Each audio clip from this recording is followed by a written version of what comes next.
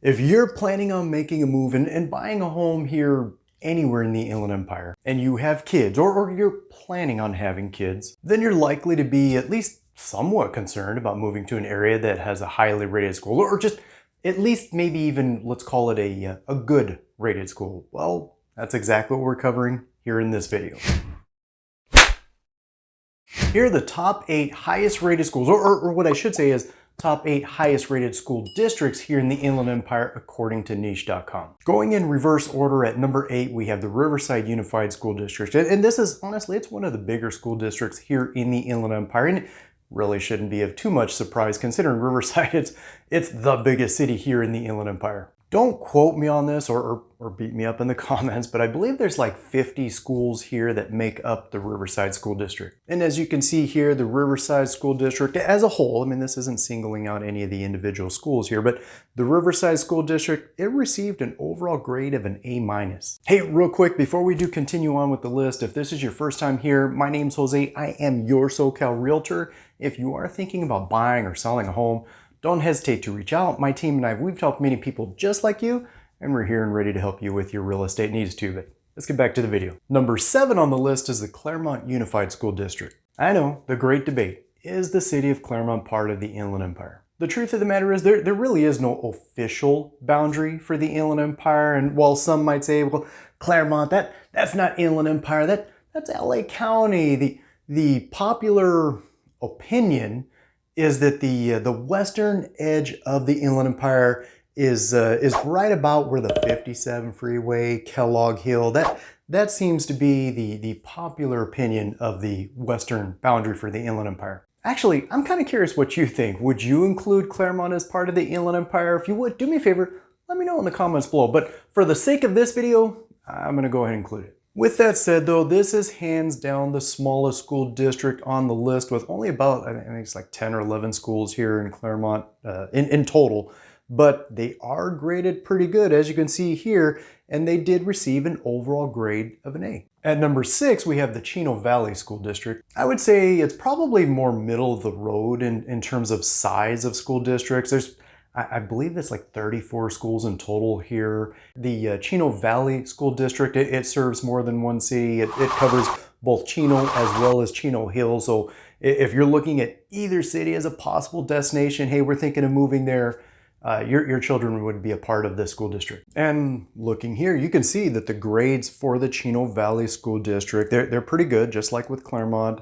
The food might be a little average or maybe a little above average, I guess, depending on however you look at it. But overall, the grades, they really are pretty good. And as you can see, they received an overall grade of an A. Coming in at number 5 is the Corona Norco Unified School District. The Corona Norco School District, it also covers more than one city. However, it's not just Corona Norco, it also includes the city of Eastvale. And really, there's quite a few schools that are a part of this school district. Like 53 schools the last time I looked. Very similar to the Riverside School District in terms of size anyway, except obviously this one covers 3 cities, whereas the Riverside School District covers, well, Riverside. But when we look here at the grades that they got from niche.com, the Corona Norco School District, the grades, they are all fairly high in all categories, even the food this time, but they also got an overall grade of an A. At number 4, we have the Redlands Unified School District. There's only about 25 schools that make up the Redlands School District, so it is on the lower half, I would say, in terms of size. But just as with the last 2 school districts, it doesn't cover just Redlands. No, you have students that are part of the Redlands School District that are from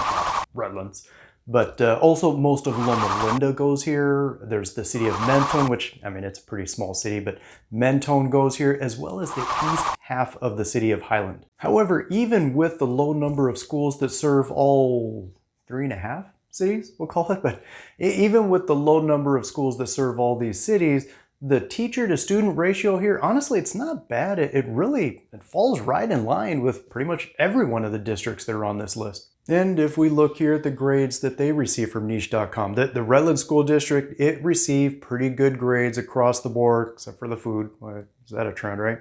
But in all seriousness, the grades that they received, they are all pretty solid, and they received an overall grade of an A. And number 3 is the Temecula Valley School District, which is pretty much right down the middle in terms of size. There's only about 29 schools that make up the Temecula School District. As I understand it, there are some of the unincorporated parts of Murrieta that do go here to the Temecula School District. However, I would honestly say that probably like 95%, maybe more, but I would safe to say 95% of the students that go here are from the city of Temecula. And looking here, you can see that across the board, the Temecula School District, it did really well with the grades that they got. And well, as you can see, overall, they got a grade of an A also. Number 2 is a little interesting because it only covers the high schools here in this district. The Chaffey Joint Union High School District is made up of, I believe it's like 9 high schools that are here. Yes, the elementary and middle schools, they're part of their own district. But the Chaffey Joint Union High School District, it covers the city of Ontario, Rancho Cucamonga, and if I remember correctly, Montclair is part of it too. The grades that they received from niche.com, they really were pretty good. As you can see here, just like Temecula, nothing below a B,